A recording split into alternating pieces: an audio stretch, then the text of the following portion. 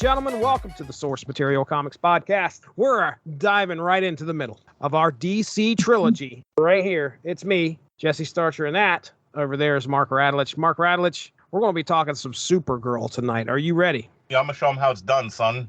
Well, we go back to 2006, and we could find Supergirl Power. Actually, is it called Power or Girl Power? No, it's just Power, but It's actually, when it was in individual floppy form, it was Supergirl number 1 through 5, copyright 2005. Did they have issue 0 in there? I assume not, then. It didn't list the issue 0. Superman, Batman number 19. Okay. Supergirl volume 5 number 0 is what they have here, but I think it is actually that one that you're talking about there. We'll find out. So this is June of 2006, according to what I had seen, written by Jeph Loeb and Ian Churchill and Norm Rapmund. Ian Churchill I've heard of. Norm Rapmund I remember from back in my another Image Comics guy that I remember. Both of those guys, great art. And Jeph Loeb, he's responsible for the color books for like Captain America White, I think is what it is, Spider-Man Blue, Hulk Gray. I think he's also involved in Dark Victory, Batman Dark Victory and Long Halloween. I'll have to double check that and make sure. But that's Jeph Loeb. He's a very, very good writer. So he takes the helm of Supergirl, launching this series back in 2006. How about you tell me your history with Supergirl? You know, I've always liked the character. We reviewed the Heather Slater movie, Helen Slater movie for an on trial back many years ago.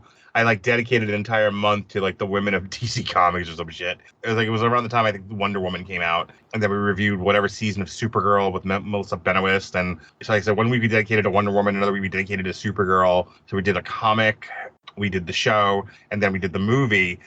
I've always liked the character. I thought the character was an interesting take on Superman because she wasn't just gender swapped.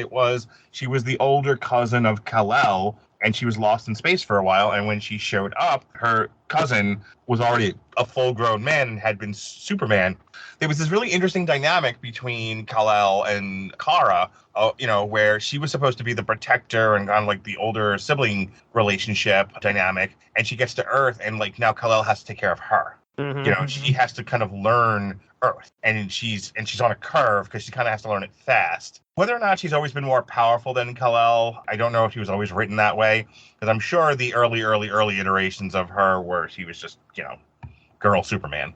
But over the years, they've given her a lot of agency. They've given her a lot of her own stuff. And then I've read the New 52 version of her, and I've read different takes on the character.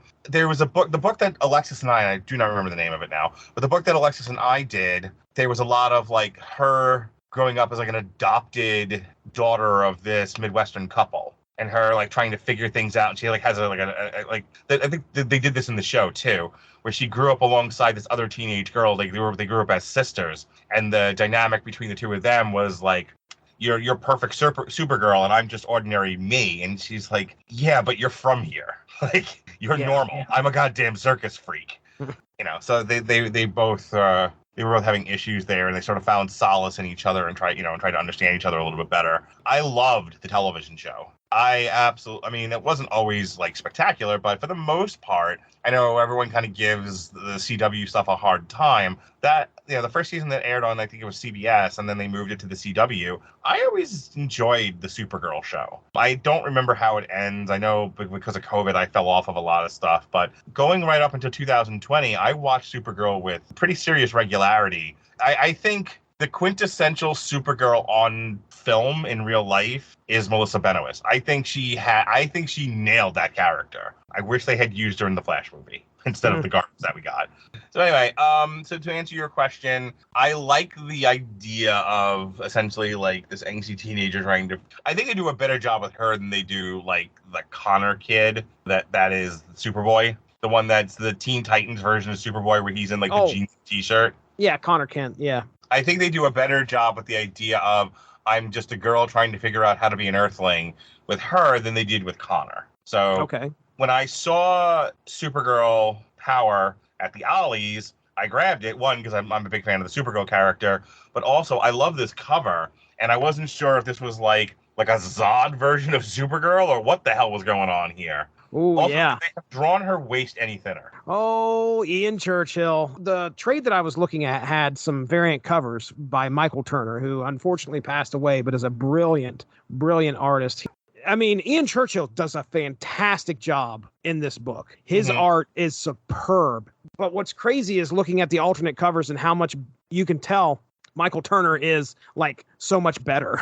And you're like, I mean, I don't know how you go up from Ian Churchill, but it's done with Michael Turner's variant covers. But anyway, you mentioned the movie, and I remember that being a thing that I may have caught a long time ago. Once again, poor Peter O'Toole. It's been forever if I had seen that, and it was probably on USA or something like that. It is aged like milk, let me tell you. My goodness. I remember her in the Reign of the Superman or the Death of Superman. Actually, I remember her in the Death of Superman, but we find out like she's not a clone. It's weird. Her continuity at that point in time was weird. I mean, in Crisis, she had died. There's a famous cover of one of the Crisis on Infinite Earths where Supergirl had gotten killed during one of the battles, and Superman is agonizingly holding her dead body on the front cover. It's great cover, but I've never really read a whole lot with her in it. You talked about the show that came on. The only time I ever watched anything with her in it was when she guest starred in the big crossovers with the Flash. Okay. You didn't watch the show, huh? I did not. And I remember you saying it was good before. One of those things where I didn't have time. Is it still on? It's done, or is it done? Oh no, it's been canceled. It's okay. Been yeah.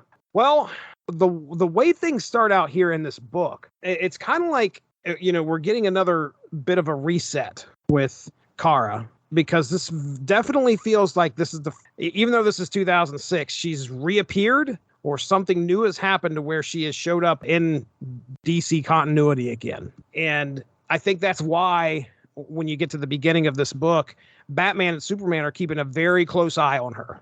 Now, as to whether she is the actual Supergirl, I don't know if they ever come to a conclusion that she is or not. You can pretty much assume that this book is telling you that it definitely is. And I want to talk about another point here as we go through the synopsis of why this even gets more complicated. If you're ready for the synopsis, I want to jump into it. Yo, hit me one time. Thanks again, Chat GPT. I had a worry when it come to this synopsis because you and I both know that as you're reading this, there's two Supergirls that end up happening here. And I was like, oh shit, is Chat GPT going to even know the difference? Did I do a good enough job of explaining what the hell happened here? And then Black Supergirl. Oh God. Yeah, get ready. Because this is directly after, I chugged all my notes in there and I said, here you go, write a synopsis for me. So in the comic series, Supergirl finds herself targeted by Lex Luthor, who orchestrates a plot involving Air Force One to test her powers. That's what we have at the beginning. Lex Luthor's got his eye on Supergirl. She escapes Superman's watchful eye and heads to the Batcave, confronting Batman about their agreement not to interfere with her. So I assume this is all something that happened prior to. Like, you just imagine that, like, Supergirl just, like, rolls up in your house in Ohio. Number one, my house is not, like, ultra top secret either. Right. Like, but I imagine like she hears this podcast and she's like, are you the motherfucker with the podcast? You don't be talking shit about me, all right? I'm Supergirl, motherfucker. Who the fuck are you? Right. Can you imagine? Be a little worried. Batman was a little worried, I'm sure. Like, I'm Jesse Starcher. I walk with Jesus. That's me. That's she's me. Like, she's like, all right, then.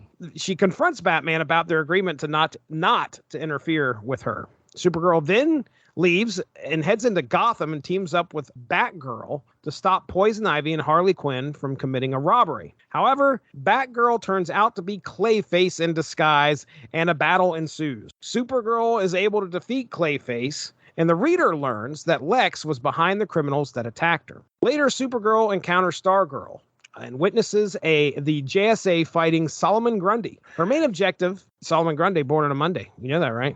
Yes. Yeah. Did you know Solomon Grundy was born on a Monday? I did, as a matter of fact. Her main objective is to find Power Girl and discuss a troubling matter. When Power Girl's powers malfunction during the battle, Supergirl steps in to protect her. It is discovered that Power Girl's powers act up when she is near Supergirl. Power Girl confesses feeling something dark inside like magnets. How the fuck do they work? Power Girl confesses feeling something dark inside her, and we're talking about Supergirl. Supergirl seeks a connection or someone to confide in. Supergirl heads to Smallville to find Superboy, but their meeting turns into a confrontation. Eventually, they reconcile and are interrupted by the Teen Titans, who attack Supergirl. Supergirl manages to defeat Wonder Girl and evade Raven before returning to Superboy. A near altercation between Superboy and Cyborg is interrupted by the arrival of Robin, Kid Flash, and Starfire. Starfire claims to have important answers for Supergirl. Meanwhile, Lex Luthor prepares a gauntlet filled with different colored kryptonite specifically to deal with Kryptonians. Now, I'm going to stop here real quick. There's a comment that's made by, I think it's Mr. Terrific, who ends up being the one to figure things out. Like, hey, guys, get away from each other. They're both two positive poles, like, in this universe. So it's almost like they're the same being occupying the same space. Now they're almost like the same person. And actually, Stargirl kind of says something about that. Supergirl has no idea. She just knows she needs to talk to Power Girl about something. As to why she even knows she needs to talk to her, I have no idea. There's a lot of assumptions throughout this book. You know, even though nothing really comes of it other than Power Girl just going, I sense something dark in you. And then she's like, we better not talk, or we better not be near each other, or I'm going to start laser beaming you again. That's kind of why that's happening. So left off, Lex Luthor preparing his gauntlet filled with different colored kryptonite. And he's got blue. This is so much an Infinity Gauntlet. It's crazy. He's got blue. He's got black. He's got green. You know, he's ready to go. He's got all right. He has a pride of kryptonite. Oh boy, yes he does. Supergirl begins training with the Outsiders, but is interrupted by Nightwing's arrival. She got some feelings for Nightwing, but Starfire reveals that Lex has been spying on Supergirl. So Supergirl immediately goes off to confront Lex, but he defeats her using the colored kryptonite in his gauntlet. Lex then exposes. Colored, by the way. Oh, my bad. Lex then exposes her to black kryptonite, causing a new Supergirl to separate. Black. I know. Separate from her body. You can't just tell me to shut the fuck up. You really can. It's coming. Don't worry. This dark Supergirl. You can't say dark. I'll just do the bit for you. That way, I don't have to fucking worry about you. You're like this darky kryptonite. Oi, hey. This dark Supergirl fights and defeats Lex, destroying his gauntlet and sending him to the moon. She encounters Green Lantern John Stewart, but escapes when Supergirl takes his ring and turns it against him. On Earth, the original Supergirl awakens with Starfire's help and heads to the moon to stop her dark counterpart from causing further harm to the Justice League. It is revealed that Kara's father wanted her to kill Superman upon reaching Earth, and the dark Supergirl embodies this desire. They engage in a brutal fight interrupted by the JLA, allowing the dark Supergirl to fly to Earth with the intent to kill Superman. In Gotham, Batman, Wonder Woman, and Superman await their arrival. The dark Supergirl changes costumes, confusing Superman, but he decides to subdue both of them. Wonder Woman's lasso binds the two, causing them to merge back into one being. Kara realizes she must accept the darkness within her to learn to control it while being watched by her friends. So there you go. That is thanks to ChatGPT for the synopsis. All right. I mean, so again, this is a Supergirl that is really new to our world. Let's go on a tour of the DC Comics featuring tour guide Supergirl.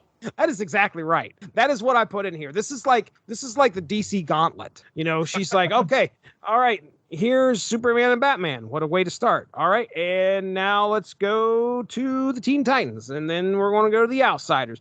And actually, when you look at the titles of these, well, I should say these parts, like it says Girl Power, Part 1 of 5, JSA. Part 2, Teen Titans. Part 3, Outsiders. Part 4, JLA. And Part 5, Supergirls. So, you know, you're right. This is just like, let's go. She's got to go and meet everybody. And I think that works.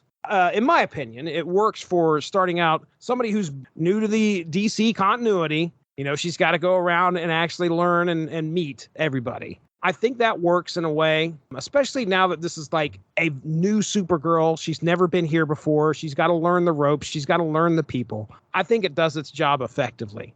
So this is like a store of like all of these various characters in the DC fucking continuity. Instead of giving Supergirl her own adventure, it just kind of seemed like an excuse to buy our book. Buy our book.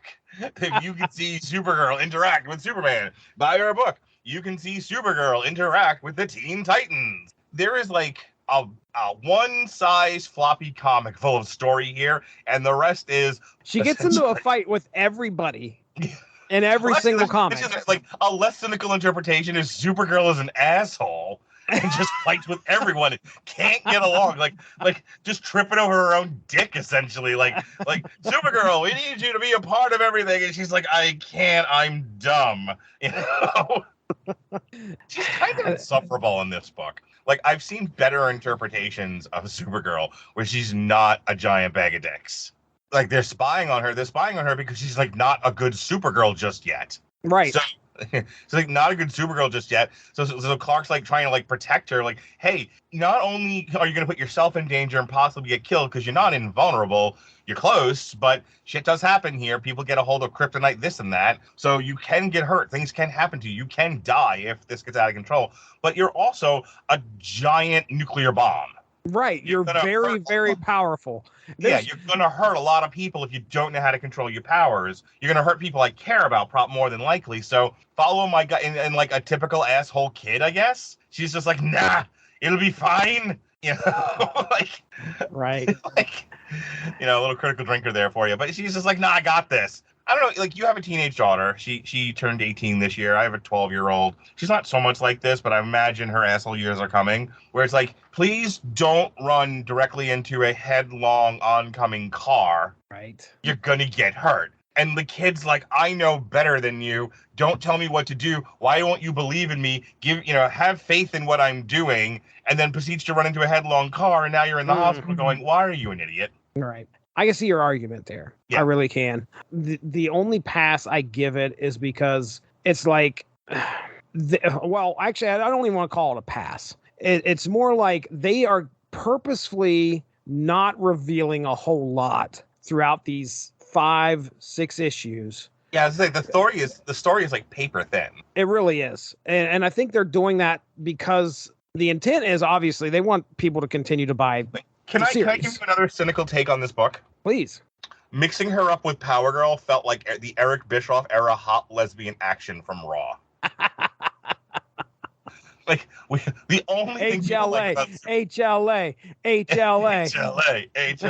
The only thing anyone likes about Power Girl is tit window. Oh. And it was like, we need to get sales of this book up. Put tit windows in there. Oh, my goodness. I mean, it was so funny because... Like, was there an editorial meeting where they were just like, okay, we're going to have them fight in the mud? No, you pervert. Just normal. Okay, Stargirl's like, she's kind of like you, but with a bigger bust line. I'm like, yeah.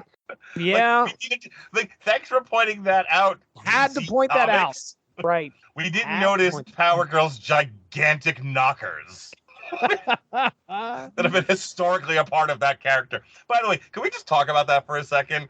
Like, the horny fucking loser concept of like the comic book artist, where it's like, we want to do another, because isn't Power Girl basically a Supergirl from another timeline? I want to say that that's the case. I need to look that up, but I feel like that's why there's that problem. But go ahead. Right. So it was like, okay, well, we need another Supergirl. Okay, so she'll have the same power as Superman, yeah? Okay, we're going to change the costume a little bit. Okay, what else do you want to change about her? I don't know, give her retard tits. Why? What was the point? Why does this, like, kick-ass fucking action superhero need gigantic fucking low-down, dirty, shame John Waters tits? Why, Jesse? Well... I need answers. You're the comic book guy, and Evan Bevins isn't here. I'm not going to complain. Ian Churchill can draw Power Girl all he wants. Jesse, as a matter of fact, Archer. That's your new name. Oh, put it on the tombstone. I don't care. Dude, it's what brought me back into comics in the 90s was, you look, Captain America couldn't get away from having a huge chest. All right. Comic Book Resources presents top 10 tits in comics. Number 1, yes. Power Girl. Number 2, Captain America. That's right, damn it. But yeah, I think, a lot of it is definitely, it's a purposeful, keeping it vague and like just throw her against everybody, throw her against these guys, throw her against these guys. And then you're right. The more characters or the more guest appearances in a book, the higher it has a chance to sell. You can't fault them for that, but there's not much here. It's more like, okay, she's going to go out. She's uber powerful. And I think it's even said a couple times throughout the book that, my goodness, she may be more powerful than Superman. Right. Because of course she is. She is. Shades of Superman 3 with our dark Supergirl on this thing. Oh, you son of a bitch. Now I want to see that. I wanted to see her do that scene, like including flicking the peanuts like bullets. Black Krypton, I had no idea what it did. I didn't realize that it completely separated the body or the spirit or whatever the heck. Boy, does it ever separate the body. Jeez. But yeah, we get to see this dark version of Supergirl who shows up, and I mean, she's kind of ruthless, and she lets loose on Lex Luthor. She's up messing around with the JLA. Really, the only thing that it kind of showed you is that there is this bit of darkness to Supergirl. And again, at the end, like I said, she's got to learn to live with it. We have the 2 issues where she's fighting this thing. And then I don't know what kind of Amazonian magic had to happen in order for these two to fuse back together. I have no clue. It's not like they explain that either. But I will say, for one of my final notes on here is that, there's more questions than answers, I think, when you read these 6 issues, which is kind of rare. I know you've called yourself the king of the trade. You're the man who loves the trade. This was Ollie, not Joe. Ollie's. Ollie's, Joe. Ollie's. Yo.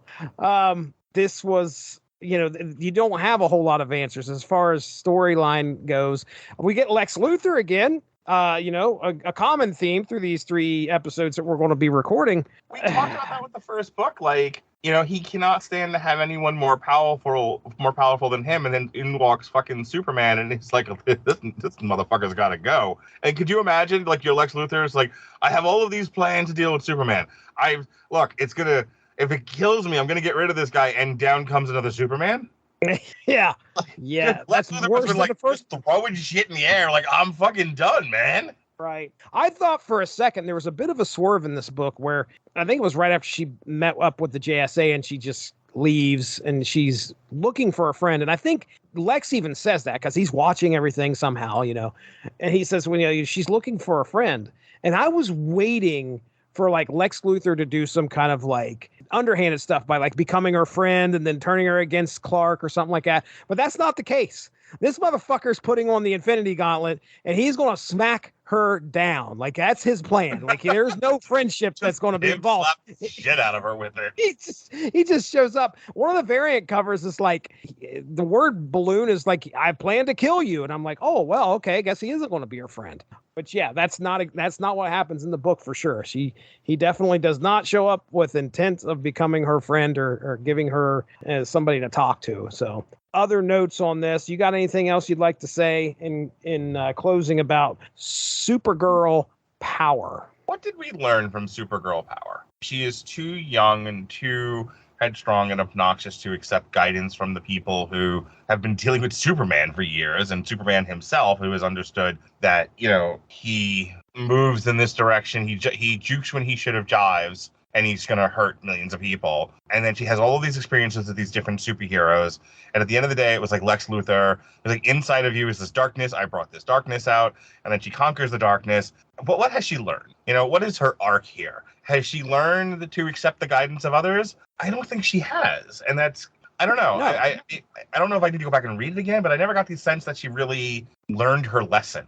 No, to me, it feels like she's just like, well, they're going to watch me. And I do know I have the darkness is just a weird, vague way of saying it. The other Supergirl that comes out of there is motivated to kill Superman. Her inner goth Supergirl. Right. But yeah, she's sad now. She's listening to The Cure, But at the end, yeah, she's like, okay, well, I know you guys are going to watch me, but it's not like she's made any decision to be like more careful or anything like that. Right. It's just the fact that, okay, well, I am who I am, and that's all that I'll be. I'm Popeye the Sailor Man. I'm sorry to Clark. Like, you're right, Clark. I should have listened to you. No, she's just like, I got this. It's fine. I beat Lex Luthor. I am all the Jedi. I solved all the problems. I just looked at this, and this is the next issue is written by Greg Rucka. So I don't know if, this is definitely not a contained story. This feels like Jeph Loeb just coming in and saying, hey guys, I'm sprinkling a little bit in here, but the rest of this is just going to be fluff. And then you guys can take over from here on out and see what you're going to do with this. This series goes on for up to 60 some issues. Jeph Loeb had one instruction: get people to buy the first 5 issues. And he was like, got it. Give me Ian Churchill. Roman Reigns is #1 in the Royal Rumble. Got it. Second issue, boob window. All right. Right. We're printing money now. Yes. Have boob window will sell books. Anything else here, man? You ready to close it out? Now let's take it home. Take me home, baby doll. All right. Well, hey, ladies and gentlemen, you're listening to the Source Material Comics podcast right here on the Source Material Comics feed. And if you get a chance, you can go back into the archive and listen to me and Mark talk about another trilogy of books. We've done metal. We've talked crime noir. We've talked Marvel comics. And oh my goodness, scores of other comics before that too. But yeah, hey, check out the Unspoken Issues podcast where I talk 90s comics. Oh my God, who cares? Just give me the source material. Dean and Derry. We got Chris Armstrong over there. We've got my good buddy Evan Bevins. And we talk Marvel Snap too. If you play the mobile game Marvel Snap. Well, ladies and gentlemen, have I got a podcast for you? We're going to be recording that tomorrow, as a matter of fact. So now, Mark Radulich, general plugs. Well, if you tune into the W2M network on Saturdays at the end of the year, you'll hear more of our old syndicated source materials. W2Mnet.com is the landing site for all. Maybe someday Sean will put stuff on there, but right now it's pretty much all my stuff. Something old, something new, something blue. I'm down to 2 podcasts, maybe 3, depending on the week. Podcast a week, and all of that stuff is there. Plus all of our old content from Blog Talk Radio and all of the older shows that have been on this feed since 2017. I am at Mark Radulich on TikTok. We take the best 10 minutes, or the first 10 minutes, if you will, of any given podcast that I do in the year of our Lord 2023. And we take those 10 minutes and we throw them up on TikTok with a fancy title. I'm an essayist, Jesse. Did you know that? Ooh, I didn't know that was a thing. Did you know? Yes, I am a modern essayist, but my medium is the spoken word. Don't you understand? Oh, okay. All right. And so if you look at my TikTok, Jesse, TikTok, you don't stop. Uh-huh. You will see my audio essay. The written word is dead, Jesse Starcher. All that lives is audio and visual. We are the YouTube generation. We are TikTokers. Don't you understand? And all of my essays are on TikTok. Okay. You might see an audio essay of the genius and insanity of Inspector Deck in ODB. You were on that. Yes. You can see 97 TikToks on polyamory. Absolutely. At Mark Radulich on TikTok. Did I mention my TikTok? You did. Okay. You did. I also put up TikToks of me doing karaoke with women and concerts that I go to, and funny TikToks of my children. Oh, fantastic. Jonas doing reviews of roller coasters and shit at Universal Studio. All right. But seriously, YouTube, W2Mnet.com. We're on all your traditional audio formats, Apple Podcasts, Spotify. We ain't on Stitcher, I'll tell you that much. iHeartRadio, TuneIn Radio. Wherever you listen to podcasts, we'll be there. And the same podcast in video form are on YouTube and Twitch. Sometimes, maybe. Okay. I'm done talking now. This has been our discussion of Supergirl Power. That's Mark. I'm Jesse. We'll talk to you soon. Have a good one. Bye. Thanks for joining us. All of this would not be possible without W2Mnet.com, so make sure to seek them out for more podcasts. If you enjoyed what you heard today, please feel free to share, and we look forward to entertaining you again soon.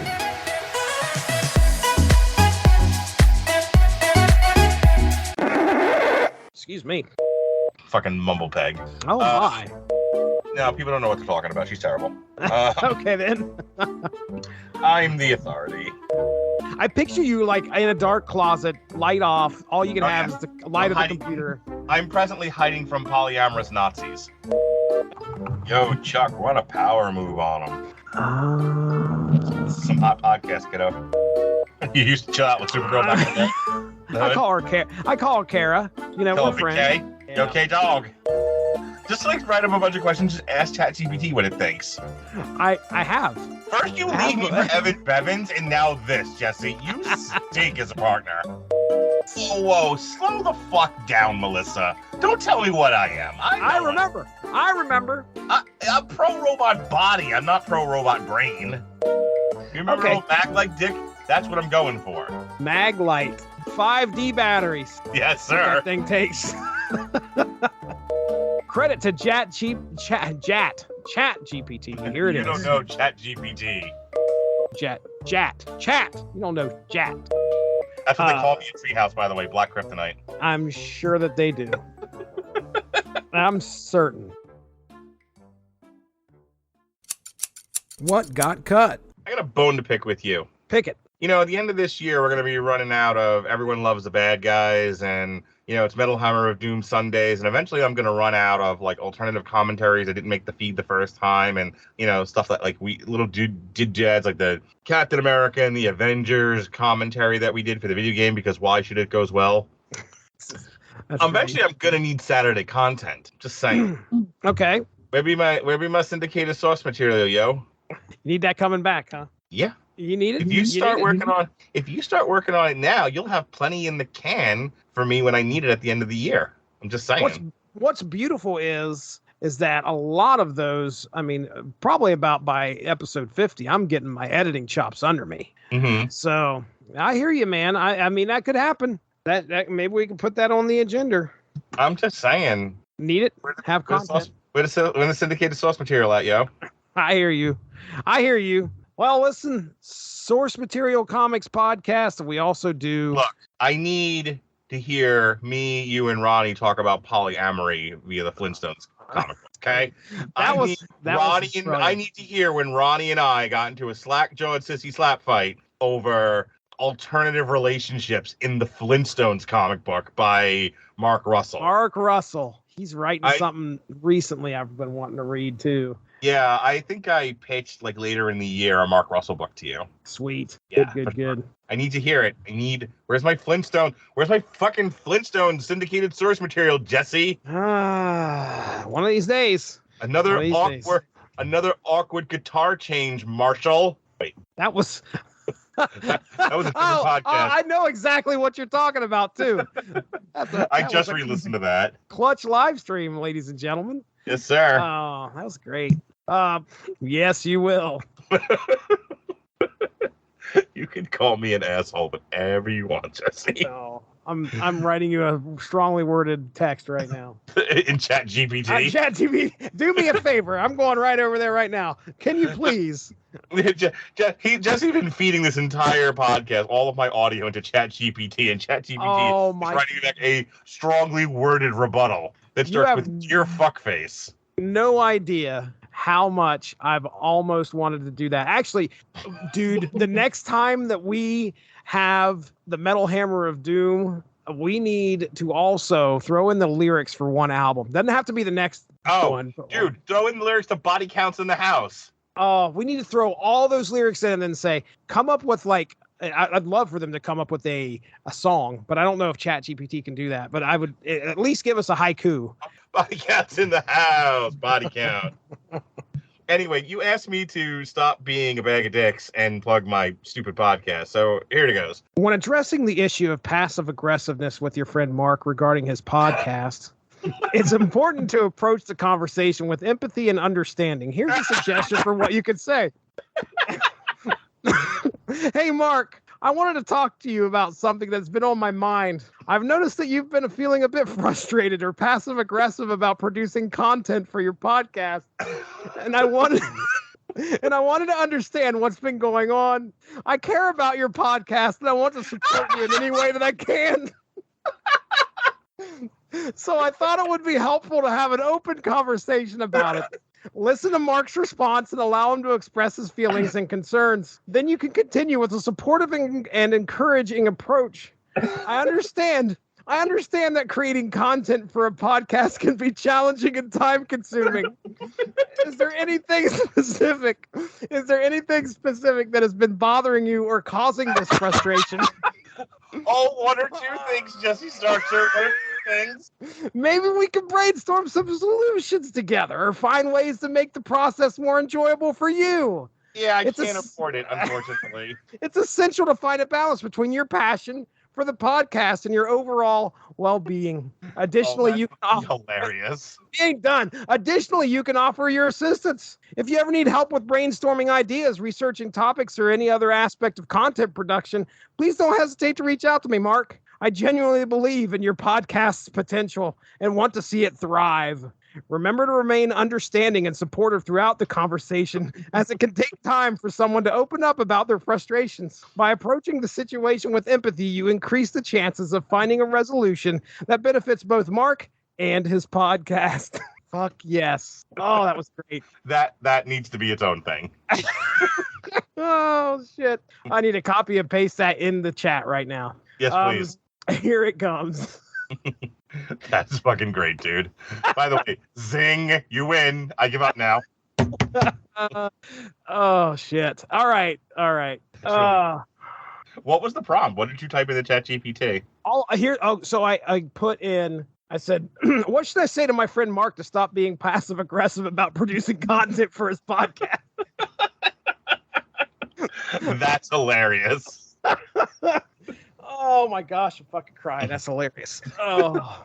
I mean, it's not quite us talking Mardi Gras Indian at each other. No, it's not. No. That nearly broke the podcast. Yes, it did.